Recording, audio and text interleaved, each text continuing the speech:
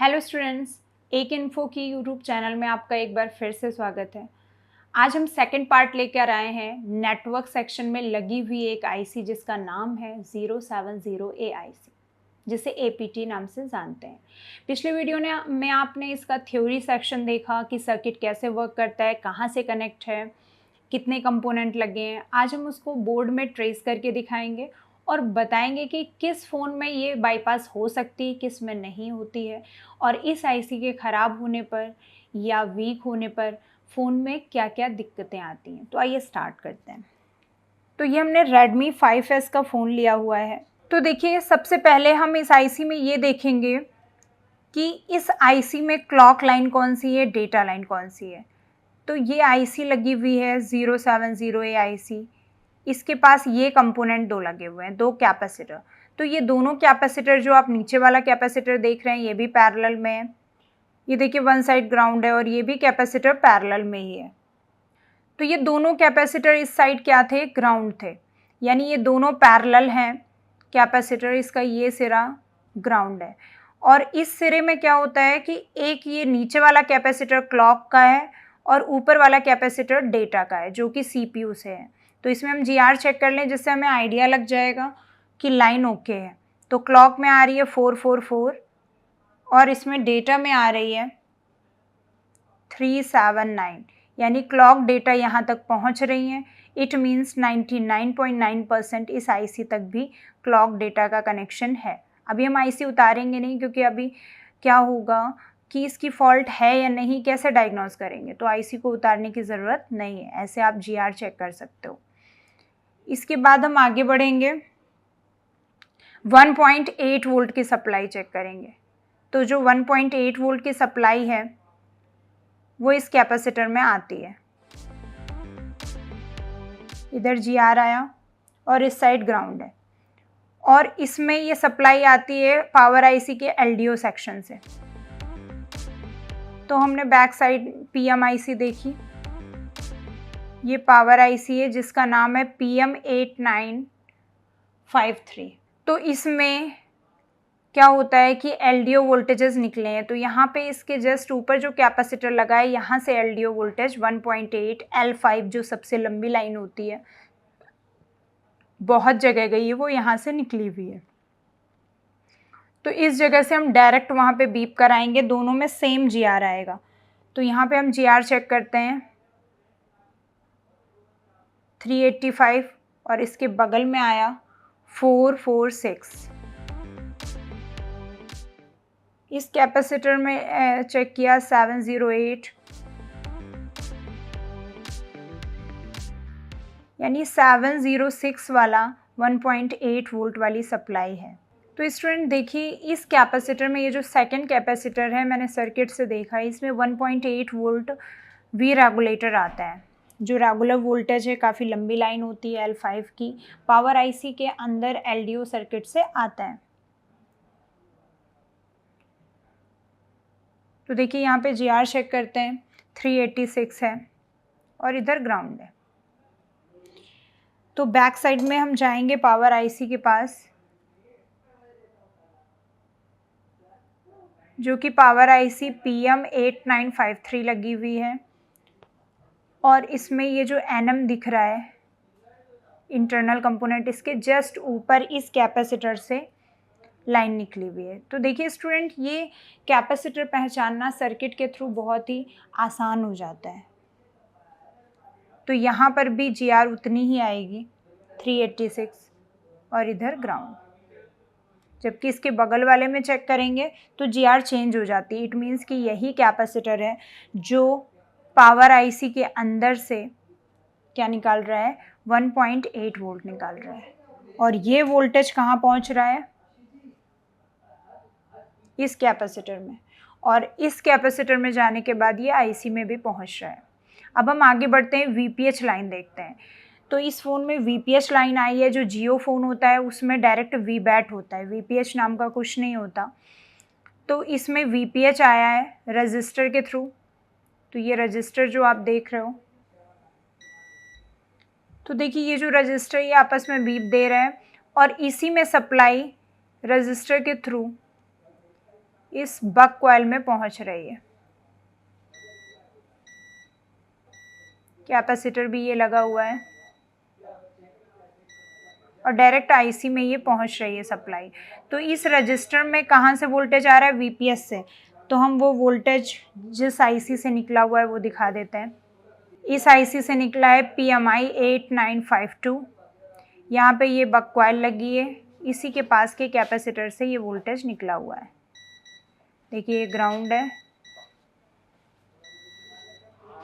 और इधर सप्लाई गई है, इधर से सप्लाई गई है किसमें? रजिस्टर में। तो ये देखिए रजिस्टर डायरेक्ट इससे बीप दे रहा है कैपेसिटर से। इट मीन्स कि इस रजिस्टर तक वोल्टेज पहुंच रहा है। कितना? VPH पहुंच रहा है। उसके बाद कैपेसिटर, कैपेसिटर के बाद इस रजिस्टर में वोल्टेज पहुंच रहा है VPH, फिर कैपेसिटर, कैपेसिटर के बाद इस आईसी में जा रहा है। और ये जो बक कॉइल है इसके दोनों सिरे आईसी से जुड़े हुए हैं। आईसी से निकलने के बाद ये कैपेसिटर में गए हैं। कैपेसिटर एक सिरा ग्राउंड है और इस कैपेसिटर से इसके अंदर लो band, medium band, high band के लिए सप्लाई गई हुई है। तो यहाँ पे 3 कैपेसिटर हैं, 1 कैपेसिटर, 2 कैपेसिटर और 3 capacitor. Low band, high band, medium band, इन तीनों के लिए सप्लाई गई हुई है। यानी होता क्या है स्टूडेंट कि आखिर ये आईसी क्यों लगी होती है? ये एक तो बैटरी बैकअप को बढ़ाती है, जिससे इस आईसी लगने की वजह से बैटरी बैकअप अच्छा हो जाता है। दूसरी बात ये है कि जहाँ कहीं भी लो सिग्नल होते हैं वहाँ पे ये क्या करती है? हाई एम्पियर, यानी एम्पियर को इंक्रीज़ करके पीए पे लोड डालती है, जिससे कि पीए आसानी से नेटवर्क सर्च कर सके। अगर हाई एम्पियर नहीं करेगी तो नेटवर्क सर्च नहीं होगा, फिर प्रॉब्लम आएगी, नो नेटवर्क की प्रॉब्लम आएगी। तो 4G में जो लो band, high band, medium band होते हैं, तो जहाँ कहीं भी नेटवर्क कम होता है वहाँ पे ये हाई एम्पियर करके 4G PA को देती है और सारा वर्कलोड 4G PA करता है। ये है इसकी कहानी। तो स्टूडेंट ये जो आईसी है इसके ख़राब होने पर इसमें इस मॉडल में हमें बाईपास करने के लिए वोल्टेज डिवाइडर सर्किट लगाना पड़ेगा, 2 रजिस्टर जोड़कर। और वो जानने के लिए आपको क्लास में आना पड़ेगा, जो हम वोल्टेज डिवाइडर सर्किट कैसे बनाते हैं और कैसे उसे जोड़कर इसे बाईपास करते हैं, तो वो देखने के लिए। बाकी जियो फ़ोन में कैसे बाईपास करते हैं वो हम आपको इसी वीडियो में दिखाएंगे। तो आइए स्टार्ट करते हैं जियो फ़ोन का। उससे पहले ये देख लीजिए कि ये 4G PA है। इसको पहचानने का तरीका होता है, इसमें ट्रिपल टिक लगे हुए हैं, गाइड मार्क है, RF5428 नंबर है इसका। इसमें लो band, medium band, high band के लिए सप्लाई ये भेज रही है आईसी। जहाँ पे सिग्नल वीक होगा वहीं पे भेजेगी। बाकी ये ऐसा नहीं है कि ये एम्पियर जो है सिर्फ एक ही एम्पियर रखती है, 1.6 एम्पियर तक जाती है। प्लस वोल्टेज इसका अलग अलग होता है, 1.8 से लेकर ये 3 वोल्ट तक जनरेट करती है। तो ये सारा फोकस इसी पे है, बक कॉइल पे, ये आईसी पे, और जो भी क्लॉक डेटा के थ्रू ये आईसी एक्टिवेट होती है। और एक्स्ट्रा जब कभी भी इसका काम नहीं होता है तो एक कैपेसिटर ऐसा भी लगा है जो ग्राउंड कर देता है। जीएसएम जो भी सिग्नल ये बनाता है या एम्पियर बनाती है उसको क्या कर देता है? ग्राउंड कर देता है। तो आइए जियो फ़ोन का हम देखते हैं कि उसमें कैसा क्या कनेक्शन है। तो स्टूडेंट देखिए ये जो जियो फ़ोन है तो इसमें ये 070A आईसी है। ये कैपेसिटर है बड़े साइज़ का। इसमें VPS तो इसमें होता नहीं है, तो V बैट आया है।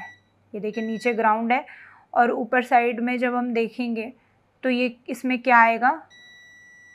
V बैट आएगा।